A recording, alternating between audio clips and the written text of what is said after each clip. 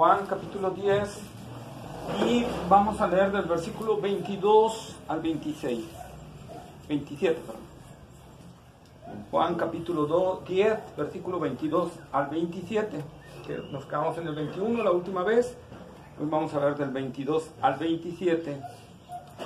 Y no, es que por un error de sintaxis se me olvidó poner el 27 aquí, así que el último lo van a leer ustedes. Amén. Amén. Entonces, empiezo leyendo yo, leen ustedes, y en el último leen ustedes. Amén. Amén.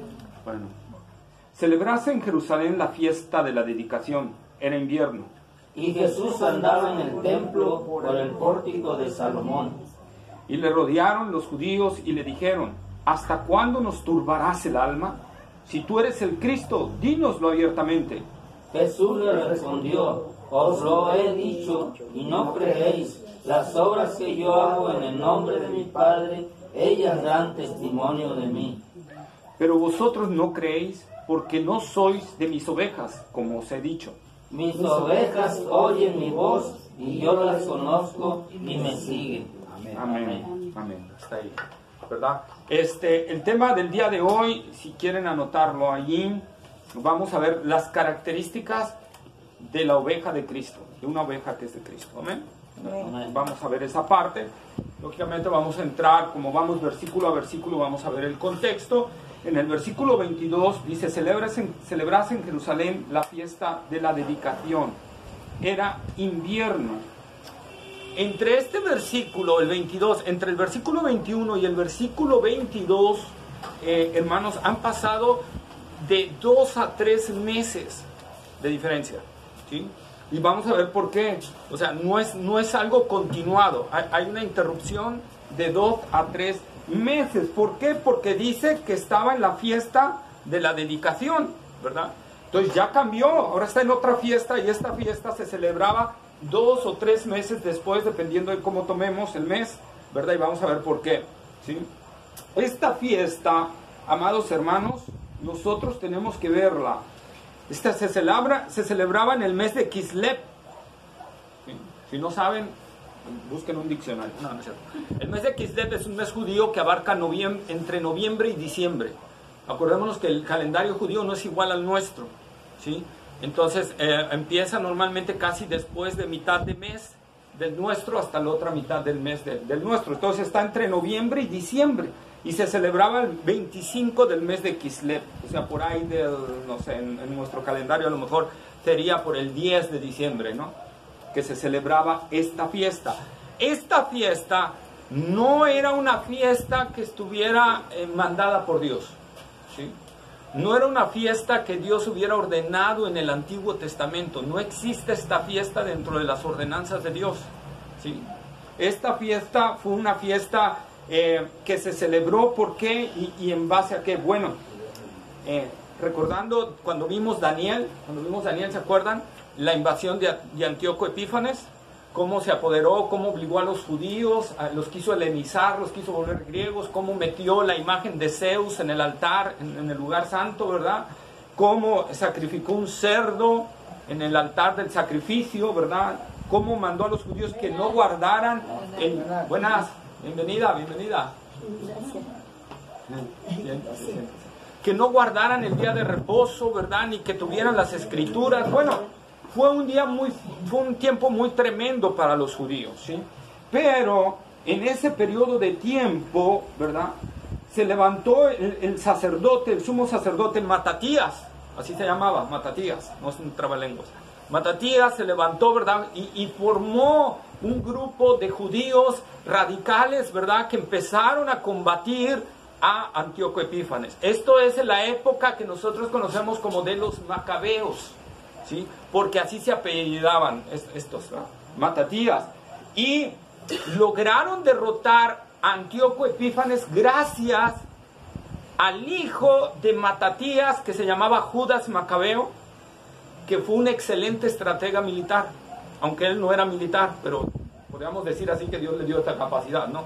Y en base a esa capacidad que él tenía natural, ¿verdad? Las estrategias que implementaron lograron derrotar a Antíoco Epífanes el 25 del mes de Kislev del año 164 antes de Cristo, cuando volvieron a rededicar y purificar el templo. Entonces ellos decidieron por eso, ¿verdad?, dedicarle esa fiesta, la fiesta de la dedicación, y desde entonces empezaron a guardarla año con año.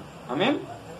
Entonces vemos que Jesús andaba cerca del templo, o sea, pegado al templo en el pórtico de Salomón en esas fiestas, para que veamos también, hermanos, y no seamos muy fariseos, no, en el sentido de las fiestas, ¿verdad? Siempre y cuando una fiesta no contradiga la palabra de Dios, la podemos celebrar. Amén. La podemos celebrar. Jesús no puso peros con esta fiesta que no estaba mandada por Dios. Él anduvo ahí aprovechando el tiempo, ¿verdad? Por eso nosotros celebramos también el 24 de diciembre. ¿24 o 25? 24, ¿verdad? Celebramos la Navidad el 24, porque no hay nada, o sea, nosotros la celebramos bien, que otros la celebren paganamente, bueno, es cuestión de ellos, ¿verdad? Pero nosotros vemos aquí en una fiesta que Él no mandó, que el Señor no mandó, a Jesús estando ahí, aprovechando la oportunidad, ¿verdad? Y como les he dicho, aprovechemos la oportunidad del 24 de diciembre para compartir el Evangelio a la gente, ¿verdad? Aprovechemos las fiestas siempre y cuando no sean fiestas, ¿verdad?, que contradigan la palabra del Señor. Entonces, Él estaba ahí en esa fiesta, ¿sí? Y lo dice el versículo 23 de Juan 10. ¿Quién lo lee, por favor? Juan 10, 23. Jesús andaba en el templo por el pórtico de Salomón. Amén, ¿verdad? Entonces, esta fiesta, repito, era celebrada el 25 del mes de Kislev, muy pegado a diciembre. Por lo tanto, estamos en la estación de invierno, ¿verdad? Entonces eran fríos, eran lluvias, y por eso normalmente la gente andaba en el pórtico de Salomón, porque el pórtico de Salomón era una parte techada que estaba sostenida por columnas. Ahí normalmente se reunían los judíos que querían ir a meditar. Cuando los rabinos daban una enseñanza, se llevaban a la gente ahí, ¿verdad? Entonces nosotros vemos esa parte, que Jesús andaba por ahí porque estaba aprovechando. Jesús siempre quería estar donde estuviera la gente para aprovechar, para predicar la palabra del Señor. Amén. Amén. Posteriormente, este pórtico de Salomón también fue utilizado por los discípulos para predicar el Evangelio. Vamos a Hechos, capítulo 3, versículo 11. Ah, ya se lo sabía. El templo de la hermosa, ¿no? El pórtico de Salomón. Hechos 3, 11.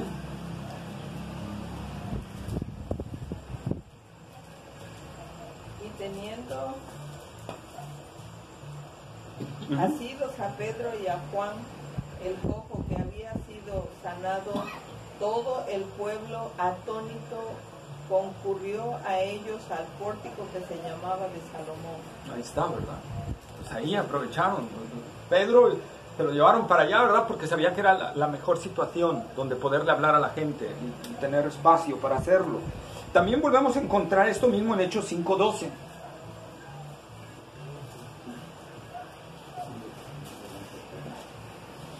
Y por la mano de sus apóstoles se hacían muchas señales y prodigios en el pueblo, y estaban todos unánimes en el pórtico de Salomón. ¿Verdad? Entonces, los judíos, mientras no estaba la persecución dura y que los sacerdotes medio los toleraban, se reunían en ese lugar, ¿verdad?, para predicar la palabra del Señor y hablar de ello. Muy importante aquí también en Hechos 5:12 ver lo que dice, que eran hechas muchas señales y milagros. ¿Por quién? No por todos los cristianos, sino por quién. Los apóstoles. Por los apóstoles, ¿verdad? A los apóstoles fue a los que Dios les dio esa potestad de hacer señales, milagros, prodigios, sanidades, ¿verdad? Y ahí está esa parte. Entonces el pórtico de Salomón era un lugar estratégico, repito, y nosotros tenemos que aprenderlo también. Jesús buscaba estratégicamente dónde posicionarse para poder predicar la palabra. Amén. Amén. Entonces Jesús, estando ahí, dice el versículo 24 del capítulo 10. Regresamos a Juan, capítulo 10. Y le rodearon los judíos y le dijeron: ¿hasta cuándo nos turbarás el alma? Si tú eres el Cristo, dínoslo abiertamente. Ahí está, ¿verdad? Y le rodearon, o sea, le dejaron sin salida, lo rodearon completamente. Y no le estaban preguntando bonitamente, estaban en las aspecto estaban enojados, estaban molestos. Exigentes, exactamente, exigentes. Y le rodearon los judíos y le dijeron: ¿hasta cuándo nos turbarás el alma? Fíjense lo que estaban diciendo ellos, o sea, nos turbarás. ¿Qué quiere decir? Que les incomodaba totalmente Jesús, ¿verdad? Ya era un incomodo, ya no era algo normal, ya era algo fuerte. Acordémonos también lo que les he venido diciendo. En la medida que vamos avanzando, que se acerca ya el sacrificio de Cristo, porque aquí ya estamos como a 3 meses de que Cristo sea crucificado, Jesús va aumentando lo fuerte de la predicación, ¿sí? Lo fuerte de la predicación, y eso estaba provocando un enojo en los judíos, ¿verdad? Un enojo, se estaban molestando, y es ahí donde nosotros, amados hermanos, tenemos que ver esta parte. Aunque Jesús sabía las reacciones que iban a tener los judíos a los demás, Él seguía predicando fielmente la palabra del Señor, no disminuyéndole la intensidad, no disminuyéndole el buscando que, bueno, ya se acerca mi sacrificio, voy a aprovechar para estar lo más posible mejor con los judíos. No, él seguía hablando la verdad, inclusive la recrudeció, o sea, la hizo más fuerte, más firme la palabra del Señor, ¿sí? Entonces ellos estaban realmente molestos. Acordémonos también en Hechos, ¿verdad? Cuando los apóstoles, Pablo y la gente estaban predicando el Evangelio, ¿verdad? Y que se armó ese relajo en Éfeso, ¿verdad? Y que, ¿qué dijeron la gente? Estos que trastornan el mundo han llegado acá. Es lo mismo que está diciendo, nos estás turbando, Jesús. Es lo mismo que están diciendo aquí los judíos, nos estás turbando, Jesús. El Evangelio, hermanos, solo produce 2 reacciones: o conversión o odio. No hay otro. El Evangelio llega al momento en que lo odias o lo amas, porque o es luz o oscuridad. ¿Sí? Entonces, ¿hasta cuándo nos turbarás el alma? Si tú eres el Cristo, dínoslo abiertamente. Dínoslo abiertamente. ¿Qué no se los había dicho varias veces? Varias veces. Jesús ya se lo había dicho, y eso es lo que dice en el versículo 25, 10:25. Jesús le respondió: os lo he dicho y no creéis. Las obras que yo hago en nombre de mi Padre, ellas dan testimonio de mí. Sí, ¿verdad? Jesús siempre habla verdad. Jesús nunca se escondía y no decía voy a ocultar quién soy. No, Jesús siempre les habló claro, y Él varias veces les dijo quién era Él. Los judíos no querían, inclusive vamos a ver más adelante, ya cuando Jesús está ya casi a la crucifixión, cuando lo llevan al templo ante el sumo sacerdote, ¿verdad? Y el sumo sacerdote, ¿qué hace? Ya, bueno, te conjuro por el Dios viviente que me digas quién eres realmente, ¿verdad? ¿Eres el Hijo de Dios? Yo soy el Hijo de Dios, ¿verdad? Tú lo has dicho, y verás ahora al Hijo del Hombre a la diestra del poder, ¿verdad? Y entonces se rasgó las vestiduras. Blasfemia ha dicho ¿verdad? Entonces, nosotros vemos, hermanos, aquí en las palabras de Cristo, que Cristo siempre ha dicho quién es Él. El problema está en el hombre que no quiere aceptar quién es Cristo. El problema está en el hombre en no aceptar quién es Cristo. Y es lo que ahorita, si querés, veníamos platicando, ¿verdad? En la camioneta, les digo, si la gente no acepta quién es Cristo en su totalidad, no solo es creer en Cristo, tienes que creer en Cristo, en todo lo que Él es. Porque si no crees en todo lo que Él es, aunque estés convencido, si no crees en todo lo que Él es, no te va a salvar. Tú tienes que creer que Él es Dios, que Él se encarnó, ¿verdad? Que Él ahora es Rey, Señor, Sumo Sacerdote. Tenemos que creer todo eso. Porque si yo digo, bueno, no, yo no creo que Jesús sea Señor, entonces no estoy entendiendo quién es Jesús, y ese Jesús no me salva. Porque es un Jesús incompleto. Yo tengo que creer en el Jesús completo, en el Jesús de la Escritura. Amén. ¿Verdad? Por eso Jesús les dijo a sus discípulos: si alguien quiere venir en pos de mí, niéguese a sí mismo, tome su cruz y sígame. El que quiera salvar su vida la va a perder, y todo aquel que quiera perder su vida por causa de mí y del Evangelio, Jesús estaba, en pocas palabras estaba diciendo: vas a arriesgar todo por mí.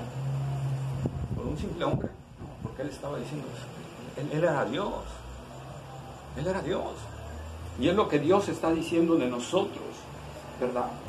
Vamos a Juan capítulo 5, versículo 17, por favor. Y Jesús le respondió, mi Padre hasta ahora trabaja, hasta ahora trabaja y yo trabajo. Ahí está, ¿verdad? ¿Cuál es el contexto de ese? ¿Se acuerdan? Del día de reposo, que había sanado a alguien en el día de reposo.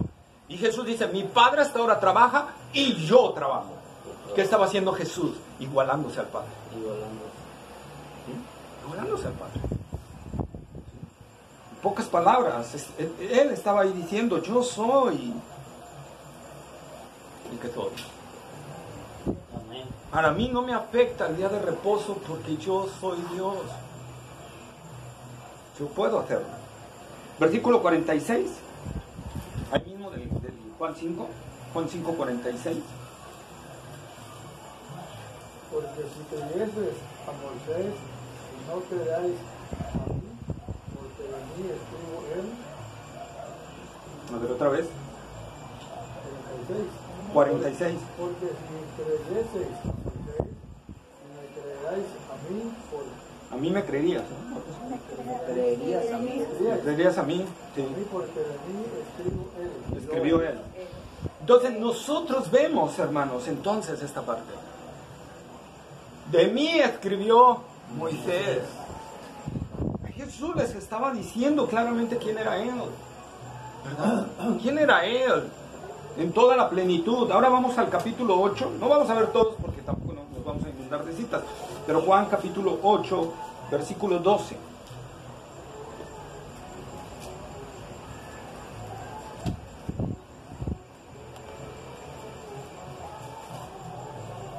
Otra vez Jesús les habló diciendo, yo soy la luz del mundo, el que me sigue no andará en tinieblas, sino que tendrá la luz de la vida. Ahí está. Estoy diciendo, soy el que da la luz de la vida. ¿Quién es el único que puede dar la luz de la vida? Dios. Entonces Jesús se lo estuvo diciendo vez tras vez, tras vez. Versículo 24, el mismo del capítulo 8. Por eso os dije que moriréis en vuestros pecados, porque si no creéis que yo soy, en vuestros pecados moriréis. Ahí está. Si no creéis que yo soy, en vuestros pecados moriréis. Y ahora el versículo 58, que todavía es más fuerte.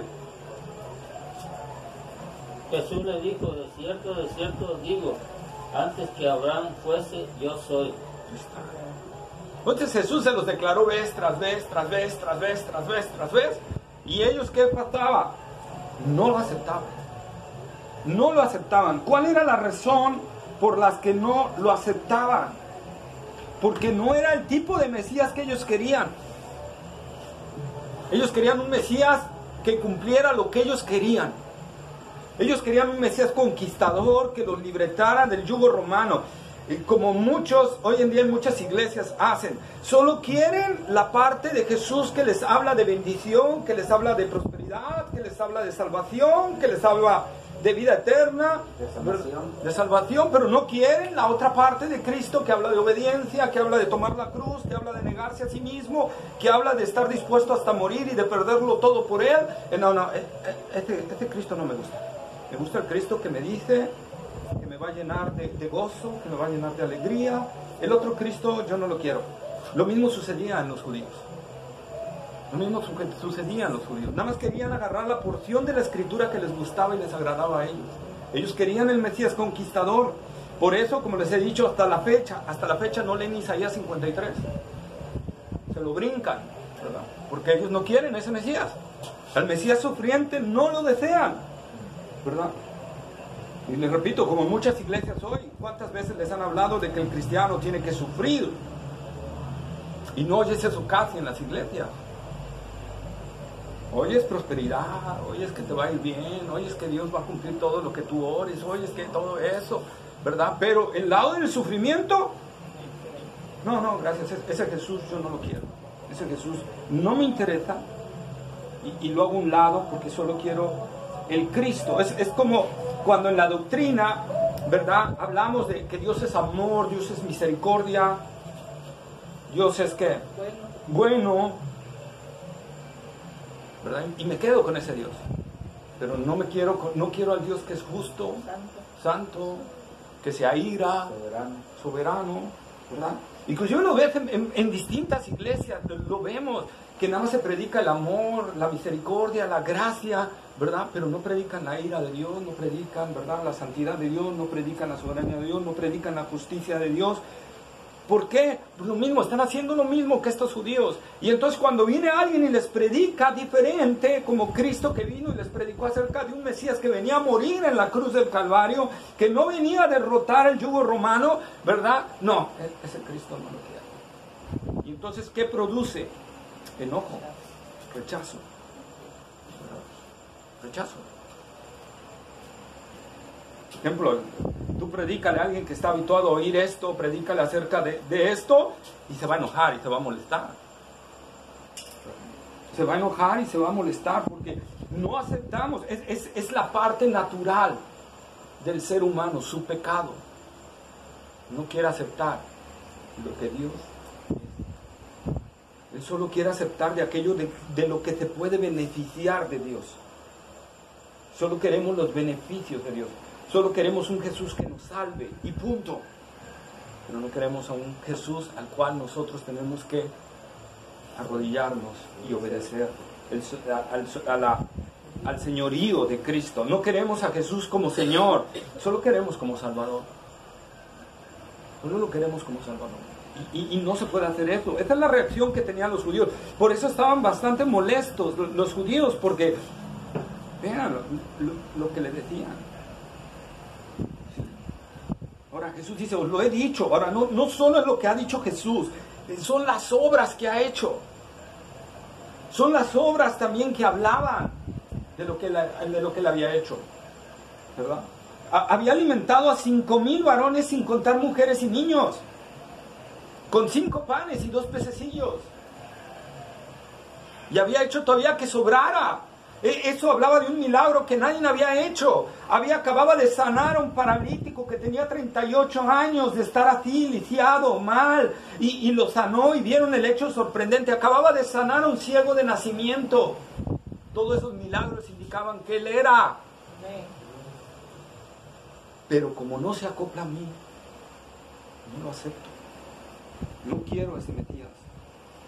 Prefiero que me suelten a Barrabás que aceptar a este que viene a morir por mí. Eso no lo voy a aceptar. Yo quiero a alguien que haga, que cumpla mis deseos, mis caprichos, y Barrabás lo va a hacer. ¿Por qué? Porque Barrabás era un rebelde, un ladrón, y nos va a ayudar a derrotar al Imperio Romano, ¿verdad?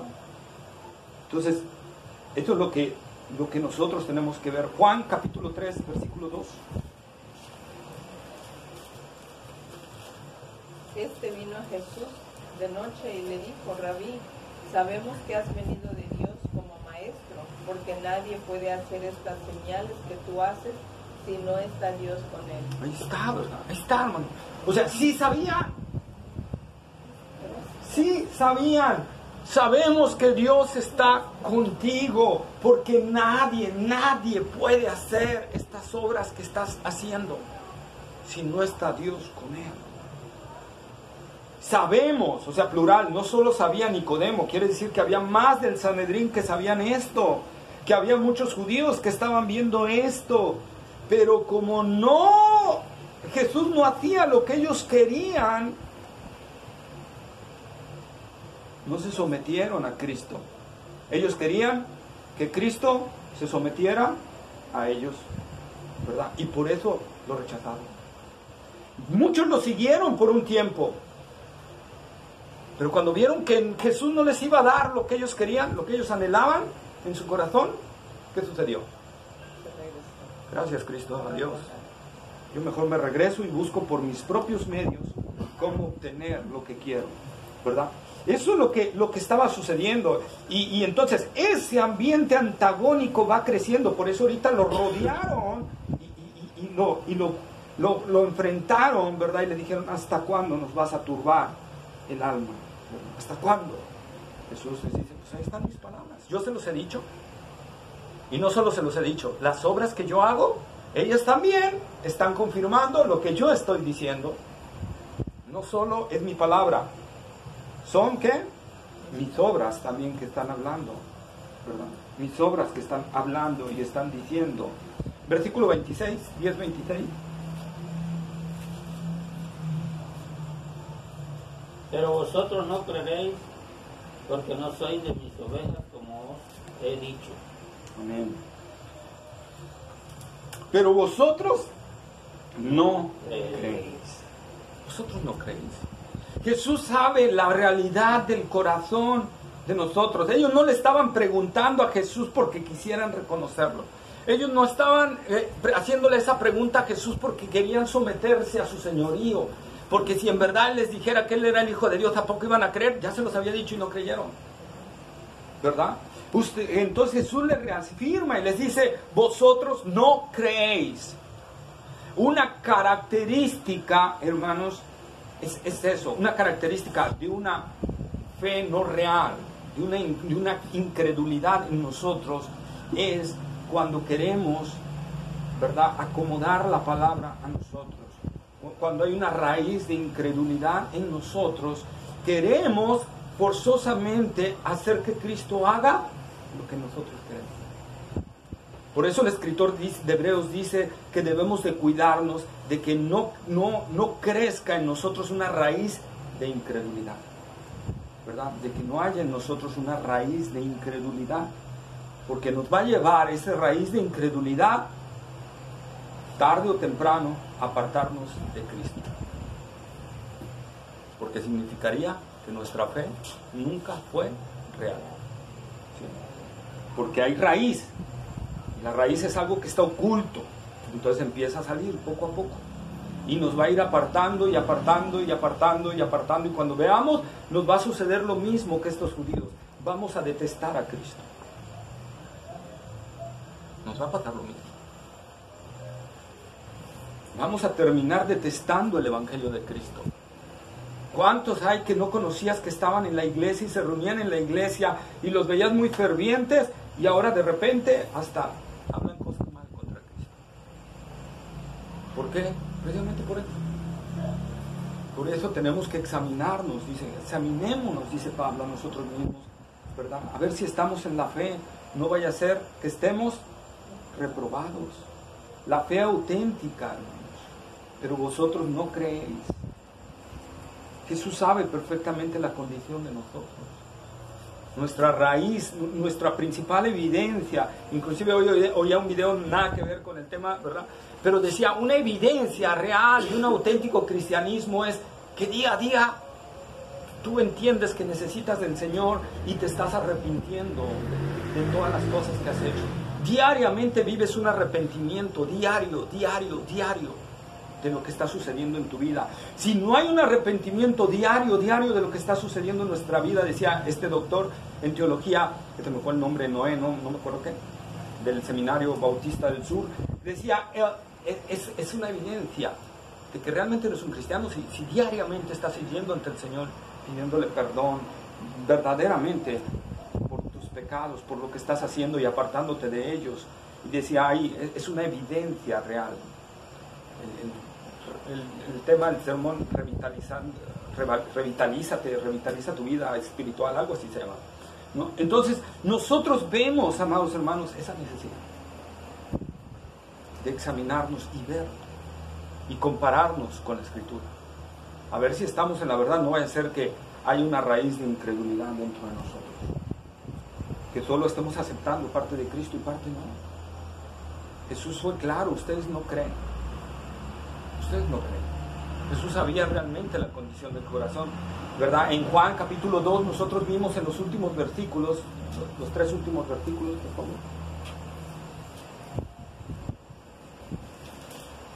Y ese porque se me vino ahorita la memoria.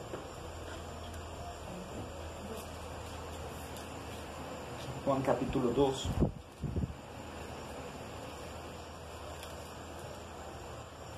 Los 3 últimos versículos.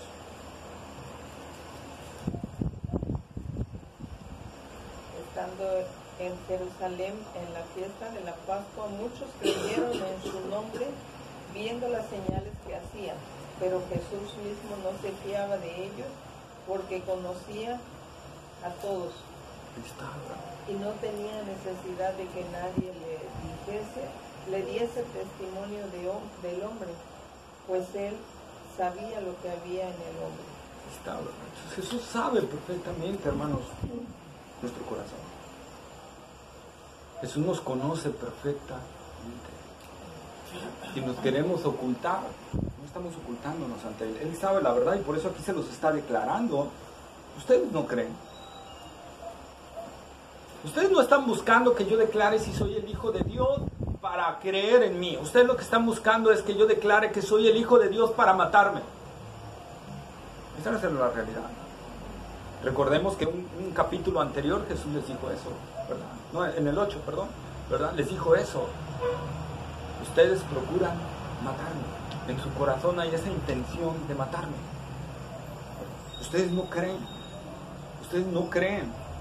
¿Sí? Pero vosotros no creéis. ¿Y cuál es la causa radical? ¿Por qué no creen? Y entonces ahí viene algo especial. Y ahí entramos a un tema un poco difícil. Difícil por lo duro que es para nuestra percepción, ¿verdad? Jesús les dice, pero vosotros no creéis porque no sois de mis ovejas.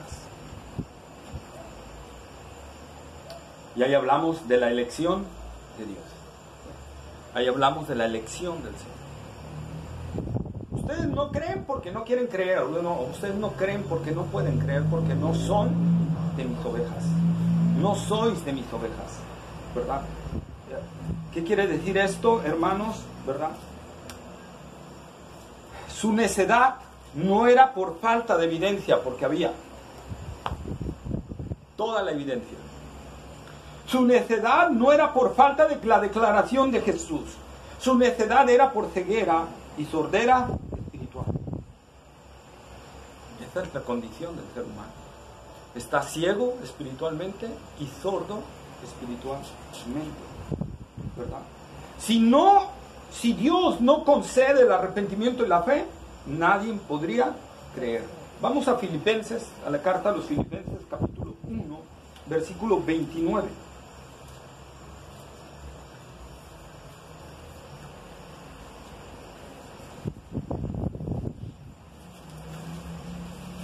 Filipenses 1:29. Porque a vosotros os es concedido a causa de Cristo, no solo que creáis en Él, sino también que padezcáis por Él. Ahí está. A vosotros es concedido. No solo que creáis, o sea, el creer es concedido. El creer Dios lo concede.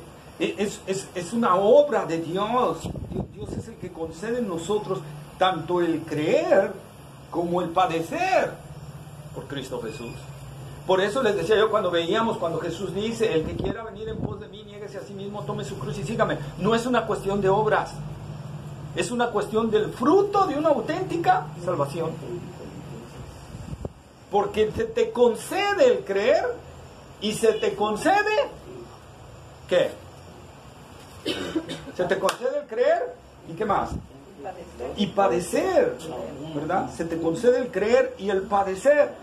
Efesios capítulo 2, versículos 8 y 9. Efesios capítulo 2, versículo 8 y 9. Soy salvo. Amén. Por medio de la fe. Y esto no es de vosotros, pues es don de Dios, no por obras, para que nadie se gloríe. Amén, ¿verdad? Entonces, ahí está. Porque por gracia sois salvos por medio de la fe. Y esto, y ahí es donde hay un cambio en el griego, y es lo importante. La fe viene en femenino, pero y esto está en neutro. ¿Qué quiere decir esto en el griego? Que lo que va a decir a continuación implica a lo anterior. Tanto la gracia como la fe es un regalo de Dios, ¿verdad? Es un regalo que Dios nos da. Entonces es algo que de Él viene. Segunda de Timoteo capítulo 2, segunda carta a Timoteo capítulo 2, versículo 25.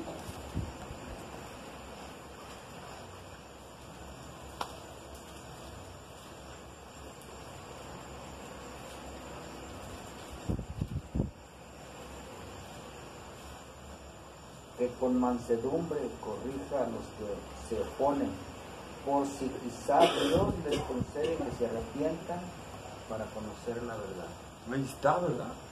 Por si quizás Dios les conceda que se arrepientan. Fe y arrepentimiento, o arrepentimiento y fe, es un regalo de Dios, es un don de Dios que nos da a nosotros. Si Dios no nos diera eso, nadie se salvaría. Nadie se salvaría, nadie se arrepentiría. Por eso, cuando el llamado de Jesús es arrepentidos y creed en el Evangelio, Él está haciendo un llamado general, pero el llamado eficaz es el que Dios obra en el corazón y hace que nos arrepintamos y creamos. Él nos concede esa parte, ¿sí?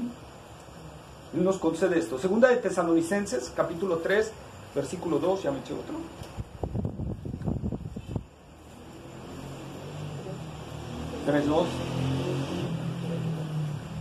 Y para que seamos librados de hombres perversos y malos, porque no es de todos la fe. ¿Está? Porque no es de todos la fe. La fe no es para todos.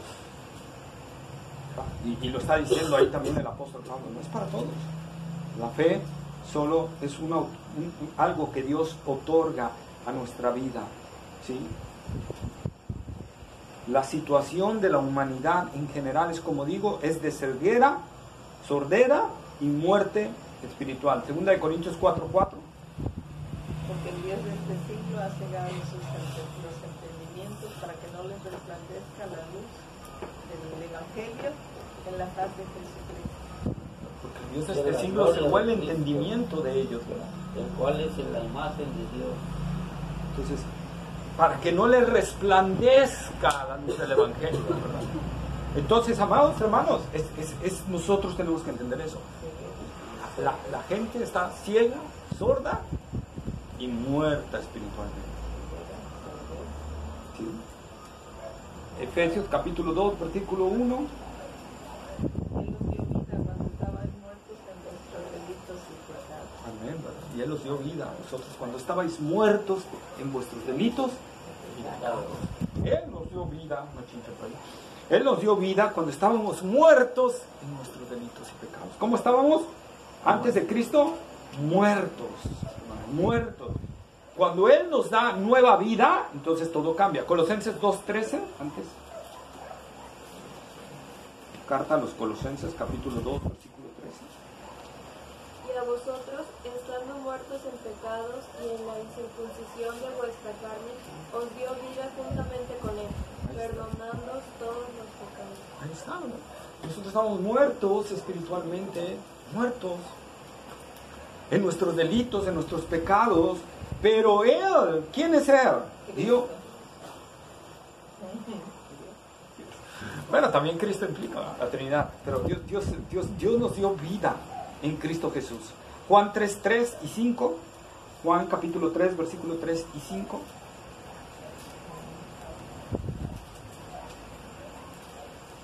Respondió Jesús y le dijo, de cierto te digo, que el que no naciere de nuevo no puede ver el reino de Dios. 5.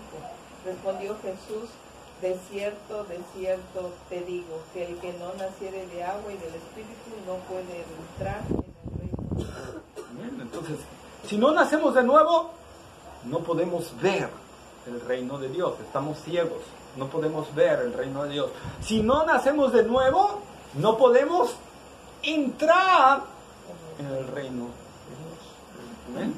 Entonces, Dios necesita operar esa resurrección espiritual dentro de nosotros. Por eso Pablo dice en Corintios, el que está en Cristo es nueva criatura. Las cosas viejas pasaron. Y aquí todas son hechas nuevas. Vamos a Mateo capítulo 15, versículos 12 al 14. Entonces, acercándose sus discípulos le dijeron, ¿sabes? ¿Es eso? Sí. 15:12. 15, 12 al 14. Entonces, acercándose sus discípulos le dijeron, ¿sabes que los fariseos se ofendieron cuando oyeron esas palabras? Pero respondiendo él dijo, toda planta que no plantó mi Padre Celestial será desarraigada. Dejadlos, son ciegos guías de ciegos, y si el ciego guiare al ciego, ambos caerán en el hoyo. explícanos esta parábola. Al 14. Eso es el 14. Entonces, toda planta que no plantó mi Padre, ahí está otra vez, ¿verdad? Será desarraigada, será quitada. Hermanos, nos muestra una vez más la soberanía de Dios en la salvación. ¿Hay responsabilidad humana? Sí, sí hay responsabilidad humana, pero la salvación depende 100% del Señor. Dios nos hace responsables, pero la salvación depende 100% de Él, es 100% por gracia, 100% por fe. Por eso cuando somos salvados no podemos tener un argumento a favor nuestro. Por eso cuando somos salvados, a Él sea toda la gloria a Él, porque Él es el que hace todo en nosotros. Vamos a Deuteronomio capítulo 29, versículo 4. Deuteronomio 29, 4.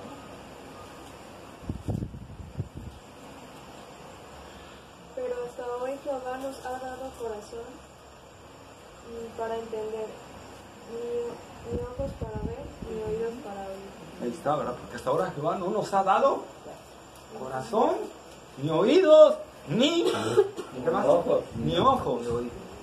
Es Dios el que nos tiene que dar eso para hacerlo. Por eso, amados hermanos, aún como cristianos yo tengo que ir al Señor y decirle: Señor, examíname, solo tú puedes saber la verdad de mi corazón, solo tú puedes saber mi verdadera condición. Yo quiero serte fiel y permanecer hasta el final, pero dependo de ti en todo, 100%. Por eso Jesús dijo, ¿verdad?, en una parábola, que tenemos que decir: siervos inútiles somos. Entonces, el título para mí desde ahora en adelante, hermano, no es pastor, es siervo inútil. Y no lo digan ustedes, eso me lo oculto yo. ¿Verdad? El siervo inútil va a predicar. No, por favor. Entramos al versículo 27 del capítulo 10. Juan 10, 27. Y yo les doy Ajá. mis ovejas. Mis ovejas oyen mi voz y yo las conozco y me siguen. Amén, ¿verdad? Y aquí, amados hermanos, entonces ya Jesús les dijo: ustedes no creen porque no son de mis ovejas. Ya os lo he dicho, y ahora les dice: mis ovejas oyen mi voz y yo las conozco y me siguen. 3 características de una auténtica oveja de Cristo. 3 aquí. Que si las cumplimos, somos ovejas. Si no las cumplimos, no somos ovejas. En el versículo 28 vienen garantías, ¿verdad?, o bendiciones del Señor para sus ovejas. Pero en este versículo 27, porque el contraste es entre no ovejas y ovejas. ¿Cuál es la verdadera oveja del Señor? ¿Sí? Es aquella que ha recibido un verdadero nuevo nacimiento, ¿verdad? Y se le ha concedido el creer y el arrepentirse, ¿sí?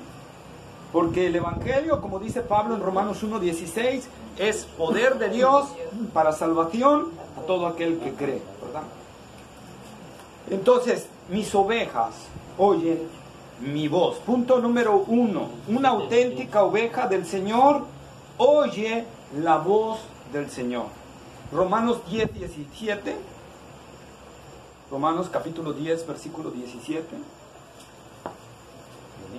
Hermana, Débora me falló. Así que la fe es por el oír y el oír de la palabra de Dios. Amén, ¿verdad?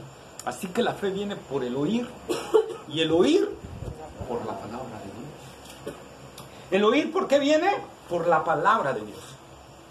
Entonces, cuando predicamos la palabra, Dios destapa oídos, los oídos de aquellos que Él va a destapar, ¿verdad? Y pueden oír, y entonces la fe viene por eso.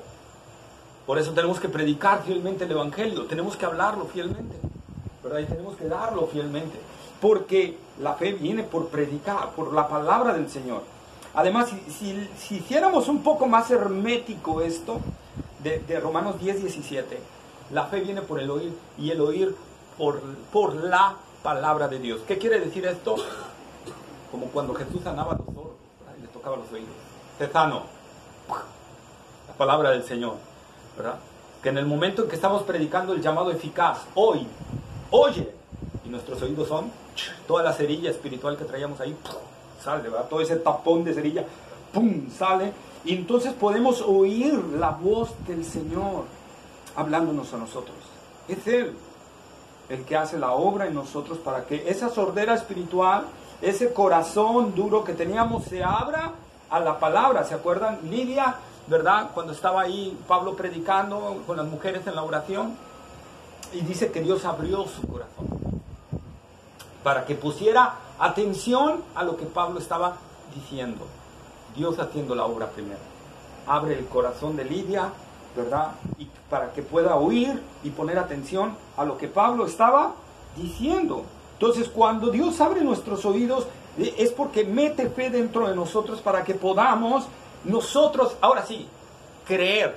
El creer lo ejercemos nosotros, pero Dios no lo concede. ¿Amén? Dios no los concede. O sea, Dios no se arrepiente por mí y Dios no cree por mí. Yo creo, pero eso me es concedido del Señor. Esa potestad para hacerlo me es concedido del Señor. Mis ovejas oyen mi voz, ¿verdad? Oyen mi voz. Apocalipsis 3:20. Y aquí estoy en la puerta y llamo. Si alguno oye mi voz y abre la puerta, entraré a él y cenaré con él y él conmigo. Amén. Entonces, ahí está. Y ahí está la otra característica que la vamos a ver más adelante, pero rápido se lo digo, ¿verdad? Si alguno oye y abre la puerta, ¿verdad? Está llamando lógicamente ahí a una iglesia, ¿verdad? Pero veamos el trasfondo. Una verdadera oveja del Señor oye a su Señor. Cuando Él está llamando, cuando Él nos está diciendo hacer algo, Él está oyendo la voz del Señor y actúa, que lo que vamos a ver más adelante en la tercera característica. Amén. Hasta ahí lo vamos a dejar ahorita, pero también vamos a encontrar repetidamente las frases del Señor Jesús en los evangelios. El que tiene oídos para oír, oiga. Vamos por favor, Mateo 11:15.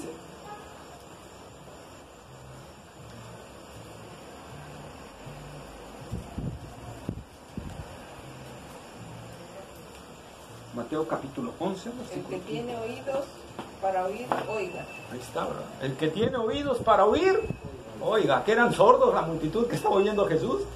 No, ¿verdad? Ellos tenían oídos físicos para oír, pero espiritualmente eran sordos. Por eso Jesús estaba diciendo, el que tenga oídos para oír, oiga. ¿Sí? Solo si Dios nos concede esa parte y nos da oídos espirituales para oír la voz de aquel que nos está llamando. Capítulo 13 mismo de Mateo, versículos 9 y 43. Capítulo 13, versículos 9 y 43.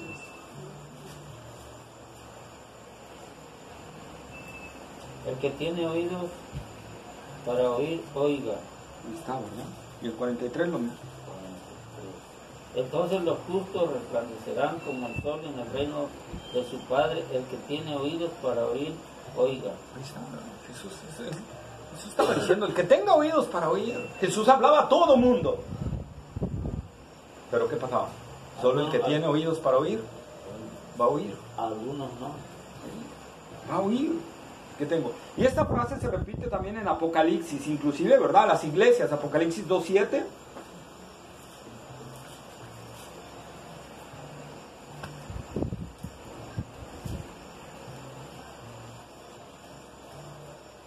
El que tiene oído, oiga lo que el Espíritu dice a las iglesias. Al que venciere le daré a comer del árbol de la vida, el cual está en medio del paraíso de Dios.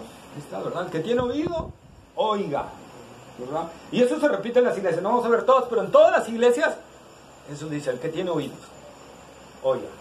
Y es el Señor el que está diciendo todo esto. Recordemos que Jesús está mandando hablarle a esas iglesias, ¿verdad? Y les está mandando un mensaje y les está diciendo, el que tenga oído, oiga lo que le estoy diciendo.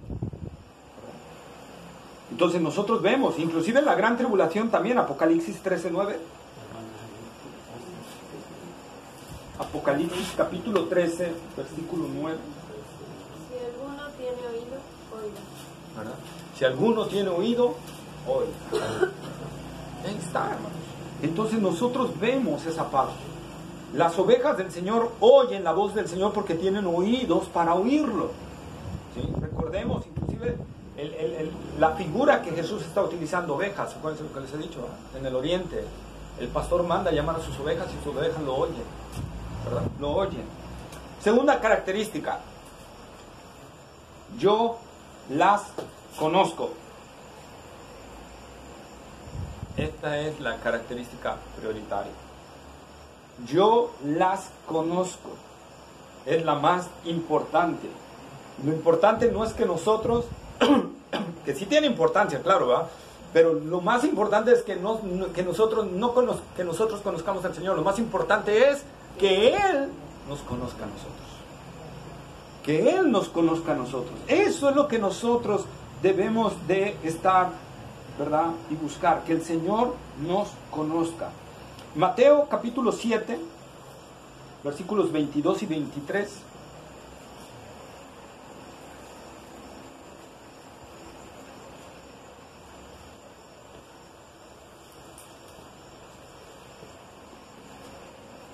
Mateo capítulo 7, versículos 22 y 23.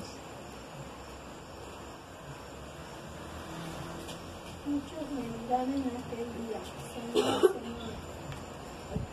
¿Está bien? No profetizamos en tu nombre y en tu nombre echamos fuera demonios y en tu nombre hicimos muchos milagros.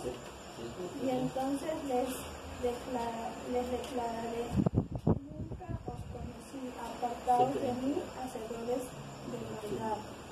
Ahí está. Vean la diferencia. Ellos estaban seguros que Jesús era su Señor. Porque están repitiendo 2 veces.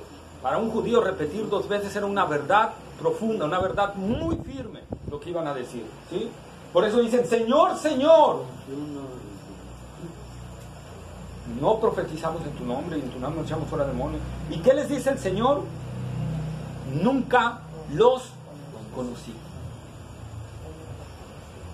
Él no los conoció. Por eso dice, mis ovejas oyen mi voz y yo las conozco. El Señor es el que nos conoce. Mateo capítulo 25, versículo 11 y 12.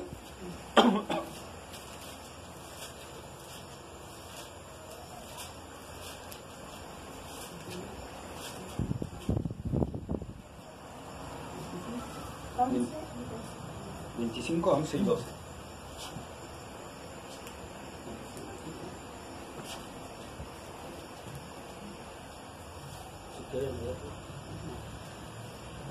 El 11, 11 y 12. También las otras vírgenes diciendo, Señor, Señor, ábrenos. Yo nos ayudo.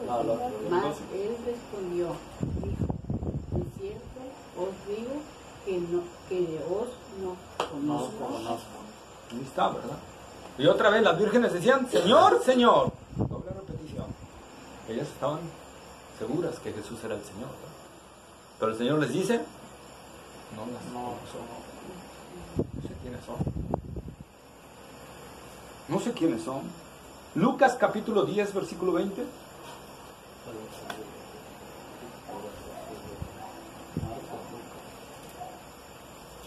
¿Y es que 27? 10, 20.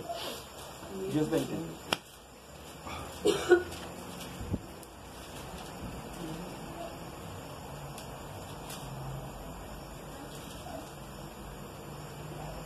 Lucas capítulo 10, versículo 20.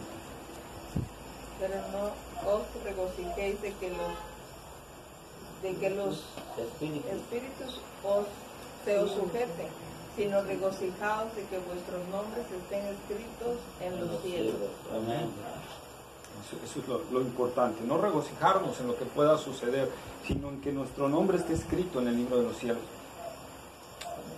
Fuimos elegidos por el Señor. Juan 15, 16. Juan capítulo 15, versículo 16.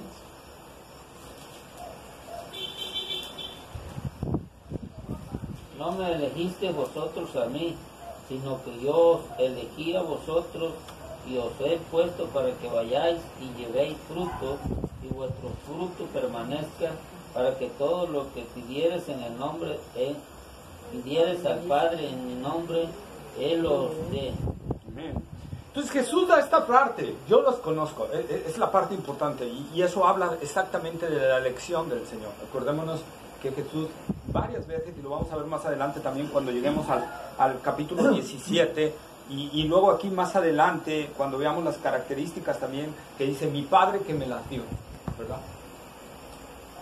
Y Jesús solo conoce aquellas ovejas que el Padre le da, ¿verdad? Nada más son de Él, ¿sí? Ahora, la tercera característica, primera es que oyen la voz del Señor, ¿verdad? Oyen la voz del Señor. Segunda, que el Señor las conoce. Tercer característica, ¿verdad? ¿Qué hace la oveja? Le sigue, ¿verdad? La tercera característica es que la oveja sigue a su pastor. Así, hermanos, lo que nos está hablando aquí el Señor es que una característica, y la tercera característica indispensable, es la obediencia al Señor. La obediencia manifestada en la oveja de Cristo. Primera de Pedro, capítulo 1, versículo 2.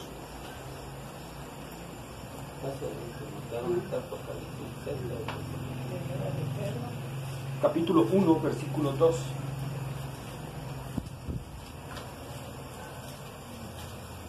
Primera carta del apóstol Pedro, capítulo 1, versículo 2.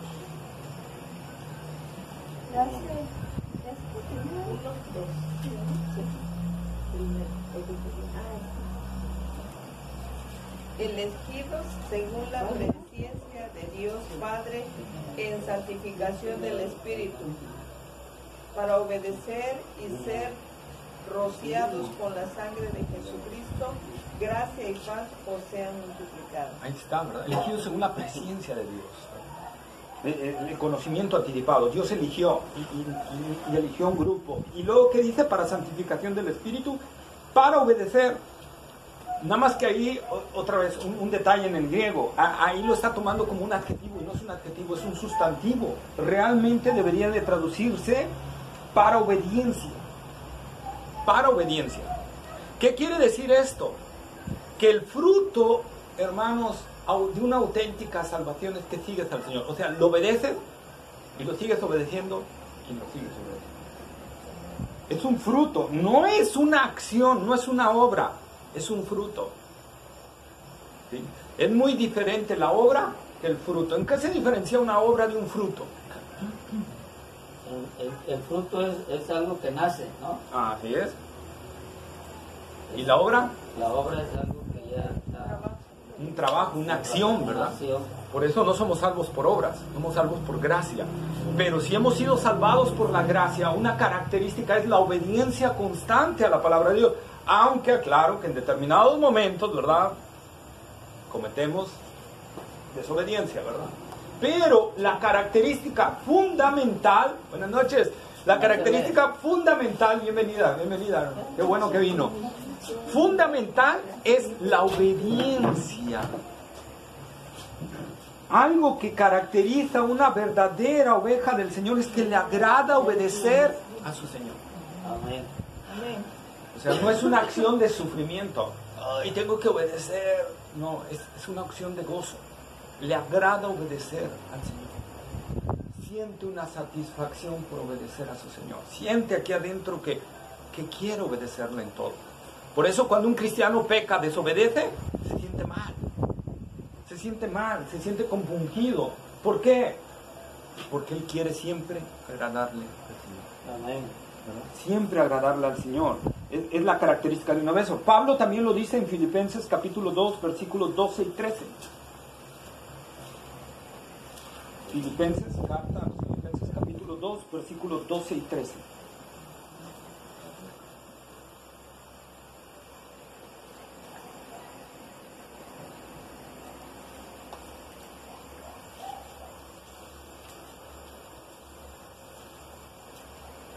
Filipenses, ¿qué, hermano? 2, 12 y 13. 12 y 13. Por tanto, amados míos, como siempre habéis obedecido, no como en mi presencia solamente, sino mucho más, ahora en mi ausencia, ocupaos en vuestra salvación con temor y temblor, porque Dios es el que en vosotros produce así el querer como el hacer por su buena voluntad. Amén. Entonces ahí está. ¿Qué dice Pablo? Como siempre habéis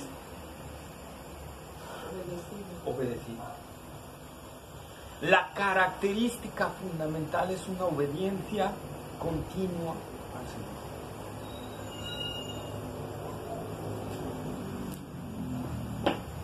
No quiere decir ininterrumpida,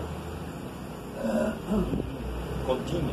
O sea, buscamos seguirle siempre, porque a veces de repente lo desobedecemos. Pero, repito, el fruto es que siempre quiero obedecer al Señor. Hay un deseo de siempre agradarle, hay un deseo de siempre hacer lo que a Él le agrada.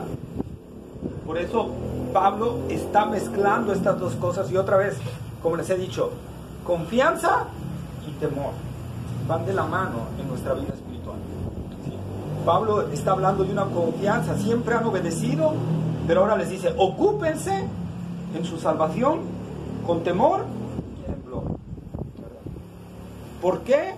Porque Dios es el que produce en ti tanto el querer como el hacer. Es eso.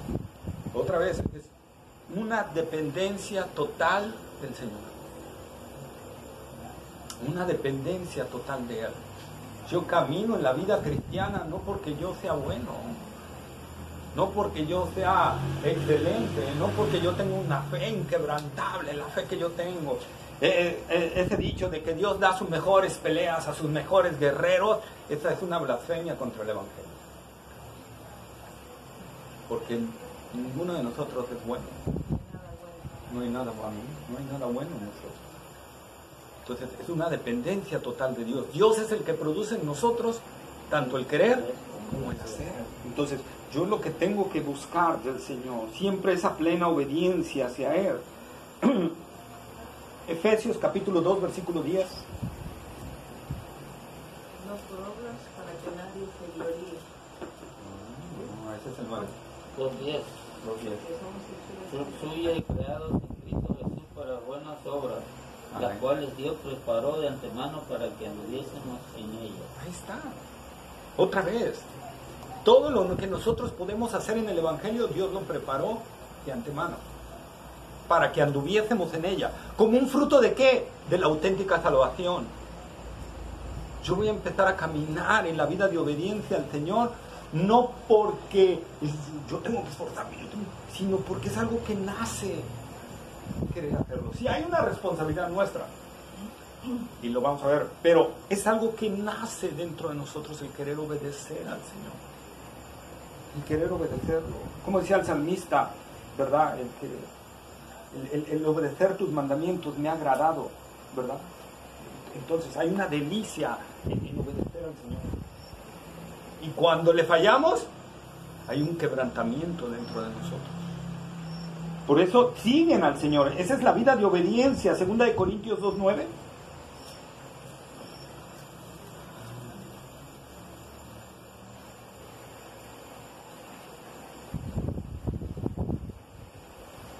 Porque también para este fin os escribí, para tener la prueba de si vosotros sois obedientes en todo. Ahí está, ¿verdad? Ahí está Pablo. Para ver si vosotros sois obedientes en todo. La característica de una oveja, hermanos, es que busca obedecer en todo al Señor. No como los judíos, que solo querían lo que les convenía, lo bueno del Señor, sino obedecerlo en todo. ¿Verdad? Como dijo Pablo, sea para vida o sea para muerte. Entonces, es obedecerlo en todo, en todas las cosas, es la característica. Y esa obediencia debe ser por amor al Señor, ¿verdad? Amén. Debe de ser, no es una obra, repito, Efesios 4:15.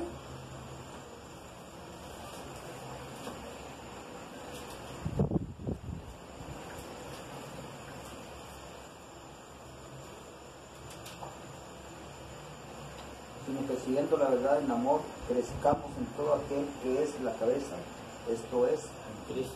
Ahí está, ¿verdad? La obediencia va ligada al amor. ¿A qué amor? Al amor de Dios. El amor que ha sido derramado, como dice Romanos 5:5, en nuestros corazones por el Espíritu cuando creímos, por el Espíritu que nos fue dado cuando creímos. Amén. Amén. Ese amor de Dios ha sido. Entonces, ese amor nos lleva a obedecer al Señor, nos lleva de la mano para que seamos guiados por ese amor, para la obediencia al Señor. Y eso es una muestra clara de que hemos sido sellados por el Espíritu de Dios, como dice Efesios 1, 13 y 14. Que cuando creímos fuimos sellados con el Espíritu Santo. Y si has sido sellado con el Espíritu Santo, tú amas al Señor por sobre todas las cosas, tú lo obedeces, tú quieres agradarle en todo, tú quieres servirle en todo, tú quieres darle la gloria, la honra y la alabanza. Él es el Señor tuyo. Y entonces ahí podemos descubrir si el Señor nos ha conocido o no nos ha conocido. Porque si el amor de Dios está en nosotros, Dios nos ha conocido. Amén. Pero si el amor de Dios no está en nosotros, Dios no nos ha conocido. Y ese amor me lleva a actuar. Y ese amor me lleva a llevar. Y ese amor me lleva a arrepentirme cuando le fallo. Y ese amor me lleva a obedecerle. Y ese amor me lleva a predicarles a otro el Evangelio. Y ese amor me lleva a reunirme y a congregarme. Y ese amor me lleva a amar a mis hermanos como a mí mismo. Ese amor me hace entender y otra vez cumplir lo que Cristo aparentemente dice que es fuerte para nosotros, ¿verdad? El llevar nuestra cruz, el negarnos a nosotros mismos, el de estar dispuestos a perder la vida, el estar dispuestos a perderlo todo por Él, porque el amor de Dios ha sido derramado en nuestros corazones. Y si el amor de Dios fue derramado en nuestros corazones, tú amas a Cristo por sobre todas las cosas. Por eso el Evangelio es un Evangelio de gracia. Amén. Y no es obras, es lo que Dios produce en nosotros. ¿Sí? Es lo que Él produce en nosotros. Entonces, amados hermanos, esas son las tres características de una oveja. ¿Cuál es la primera? Oye su voz. Oye su voz, ¿verdad? La segunda, Dios Y nos me conoce. sigue. que el Señor nos conozca. Y la tercera, Y me sigue. me siguen, ¿verdad? Me siguen. Son tres características de una oveja del Señor. Si no están esas tres características en nosotros, es vital que nos arrepintamos y creamos en el Evangelio hermoso. Amén.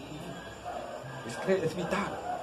Porque si no voy camino a la condenación y voy a ser de esos que van a decir.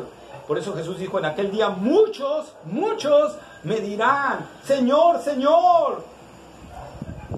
Pero ya será demasiado tarde. Porque estarán ante el juicio del gran trono blanco y ya no hay salvación ahí. Este es el tiempo de salvación. Este es el día aceptable de salvación. Si Dios ha hablado a nuestro corazón y estamos viendo que estamos, hermanos, sin esa vida de obediencia, arrepintámonos. Y si estamos viendo que estamos en esa vida de obediencia, démosle gloria al Señor.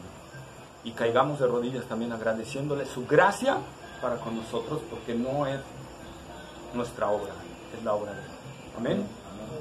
Vamos a inclinar nuestra cabeza y vamos a orar al Señor. Amado Padre Celestial, Señor, gracias, bendito Dios, por tu bendita palabra, Señor. Padre, confirma tu obra en cada uno de nosotros, Señor. Ayúdanos a examinarnos realmente, Señor. Que cada uno de nosotros hagamos un análisis en nuestro corazón si realmente somos hijos de Dios. Si realmente, Señor, hay una fe verdadera dentro de nosotros. Señor, permítenos, Padre, y ver la realidad de nosotros. Señor, permítenos ver si estas características están dentro de nosotros, Señor. Y si no, concédenos tu gracia para arrepentirnos y creer en el Evangelio. Señor, te rogamos que sea así, Padre. Y que todo aquel que en verdad, Señor, tú has llamado a salvación y está ahora en Cristo Jesús, tú confirmes, Señor, esa palabra en sus corazones y en sus vidas. Y en ellos nazca, Señor, una mayor pasión por Cristo Jesús. Padre, es tu obra, Señor, y solo tú conoces la verdad de nuestro corazón, Señor. Así que clamamos a ti, Señor, para que tú obres en nosotros, Señor, y nos lleves por el camino de la vida eterna, Señor. Que no seamos de aquellos muchos que van a decir, Señor, Señor, sino que seamos de aquellos que se van a postrar en el cielo y van a arrojar sus coronas delante de Cristo Jesús. Señor, obra en nosotros. Y como dijo David, examínanos, oh Dios, y conoce nuestro corazón. Pruébanos y conoce nuestros pensamientos. Y ve si hay en nosotros camino de perversidad. y guíanos por el camino eterno, Señor. Corrige nuestro camino, endereza nuestras veredas, endereza nuestros pies, Señor, y permítenos caminar por el sendero angosto que conduce a la vida eterna, Señor. Te lo pedimos todo esto en el nombre glorioso y maravilloso de Cristo, nuestro Señor y Salvador. Amén. Amén. Pues ¿preguntas?